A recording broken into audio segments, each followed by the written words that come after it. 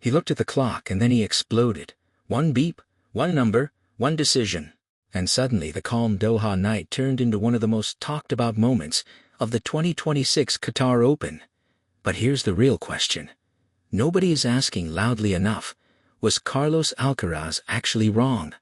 Because what happened between Carlos Alcaraz and chair umpire Marija Cicak during that quarterfinal against Karen Khachanov wasn't just about 25 seconds. It was about something much bigger. And by the end of this video, you might see the entire ATP shot clock debate differently. Let's rewind. February 19th, Doha quarterfinal stage of the Qatar Open. The world number one Carlos Alcaraz is locked in battle with Karen Khachanov. It's tight. It's intense.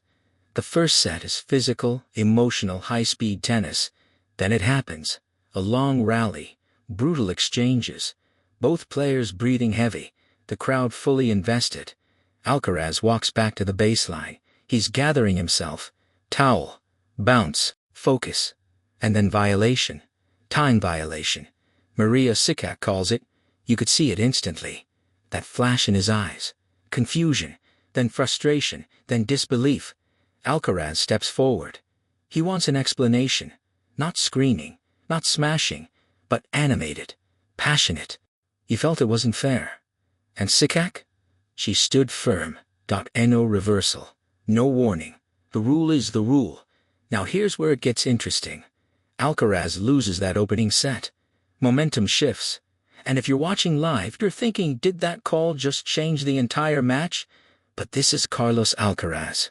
He doesn't fold. He recalibrates. He storms back, adjusts, raises his level, wins the match, then goes on to win the entire ATP 500 title. So, technically, the story should end there.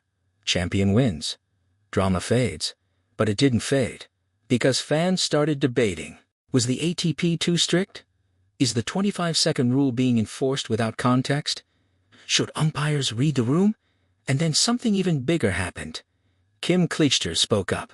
Four-time Grand Slam champion, former world number one, a player who understands pressure at the highest level. On her Love All podcast, Kim Clijsters didn't criticize Alcaraz. She supported him. She said she loved that he spoke up. That's powerful. Because when a respected legend like Kim Clijsters validates that frustration, it changes the conversation. It's no longer about a young star losing his temper. It becomes about whether the system needs adjustment. Clijsters said something that really hit home. She explained that when players react like that, it's coming from a place of genuine frustration. Something triggers it. It's not random. And she went further. She referenced Novak Djokovic at the Australian Open semi-final just weeks earlier. Fifth set. Long rally. Massive tension. And Djokovic gets a time violation after a grueling exchange. Clijsters said that in moments like that, umpires need to read the room. And that phrase, read the room, might define this entire debate. Because tennis isn't played by robots. It's played by athletes pushing their bodies to the limit. A 25-second clock doesn't measure heart rate. It doesn't measure adrenaline spikes. It doesn't measure the emotional swing of a 30-shot rally. And this is where the tension lives. On one side, structure, consistency, rules applied equally. On the other, humanity, context, feel. Personally, I understand both sides. The ATP introduced the shot clock to speed up play. Fans wanted faster matches. Broadcasters wanted predictable timing, and overall, it has improved flow. But there are moments when rigid enforcement feels mechanical. When Alcaraz approached Marija Cicak, it wasn't disrespectful chaos. It was a competitor saying, I just survived a war of a rally. Give me one extra breath. And Cicak, to her credit, applied the rule as written. That's the dilemma. If she bends it for Alcaraz, does she bend it for everyone? If she doesn't, does the sport lose flexibility? And here's where I think this gets deeper. Carlos Alcaraz is the face of the new generation. His energy is raw. His passion is visible. He plays with emotion on his sleeve. That's part of why fans love him. If that emotion gets suppressed by hyper-technical enforcement, does tennis risk losing some of its fire? Now let's be very clear. This is not about blaming Marija Cicak personally. She did her job. She followed the regulation. But when multiple top players, including Novak Djokovic, are getting time violations in extreme rally situations, it suggests the rule might need nuance. And nuance doesn't mean chaos. Maybe it means allowing 1 or 2 discretionary seconds after rallies exceeding a certain number of shots. Maybe it means a verbal warning before automatic penalty in high-intensity exchanges. Because here's something important. Alcaraz didn't spiral. He didn't tank. He didn't smash rackets in a meltdown. He used the frustration. He came back stronger. And in a strange way, that moment might have fueled his championship run. That's the irony. The call that angered him may have sharpened him. But not every player responds that way. Some players unravel. And Clijsters knows that. She's been in finals. She's been in pressure moments. She understands the fine emotional balance. When she said she hopes maybe behind the scenes Alcaraz mentioned the ATP rules and maybe they'll adjust them slightly, that's not rebellion, that's evolution. Sports evolve because players push back. Remember when on-court coaching was taboo? Now it's integrated. Remember when Hawkeye was controversial? Now it's standard. Every rule feels rigid until someone challenges it. Now, let's talk about something subtle that many missed. The crowd reaction in Doha. There was a slight murmur when the violation was called. Fans felt the tension. They sensed it might be harsh. And when fans begin questioning enforcement in real time, governing bodies take notice. Because tennis isn't just about order. It's about spectacle. It's about moments.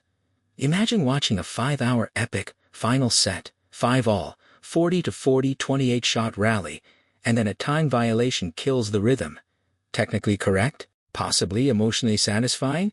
Maybe not. That's the core of this debate. Is tennis optimizing for technical precision or emotional experience? Alcaraz's reaction forced that conversation into the spotlight. And here's something I truly believe. Stars have leverage. When a top-ranked player speaks up, especially respectfully, it creates space for dialogue. Clijsters supporting him amplifies that space. Djokovic's previous incident adds pattern recognition, and suddenly, this isn't isolated. It's a theme. Now, let me make something very clear. There is no official indication that the ATP plans to change the rule. Any suggestion of upcoming modifications is purely speculative at this point. But debates like this often start small. One violation, one argument, one podcast comment, and then committees start reviewing language, because here's the truth about professional tennis. It's a balance between tradition and innovation. The shot clock itself was once considered radical. Now it's normal. So adjusting its application wouldn't be unprecedented, and what I appreciated most about this entire situation was Alcaraz's maturity after the fact. He didn't continue attacking officials in interviews. He didn't create a scandal narrative. He competed. He won. And he let the tennis speak. That matters. Because passionate doesn't mean disrespectful, frustrated doesn't mean wrong, and strict enforcement doesn't mean malicious. This is about calibration, about finding that thin line between discipline and empathy, and if you zoom out, you'll see something fascinating. The modern game is faster, more physical, more explosive than ever before. Rallies are brutal. Athletes recover quicker, but they're also hitting harder and running further. Does a static 25-second window fully reflect that evolution? That's the question.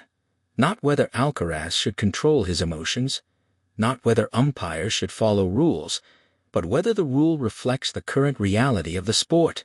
And that's a healthy debate, because tennis grows when it examines itself. Now I want to hear from you. If you were in that chair, would you have given Carlos Alcaraz 1 or 2 extra seconds after that long rally? Or do you believe rules must be applied with zero flexibility no matter the context? Drop your thoughts below, because this isn't just about one violation, it's about the direction of modern tennis. And as always, RedDust Report will keep breaking down the stories that actually shape the game, not just the scores, but the moments that define eras. Because sometimes, one beep from a clock says more about tennis than a trophy ever could.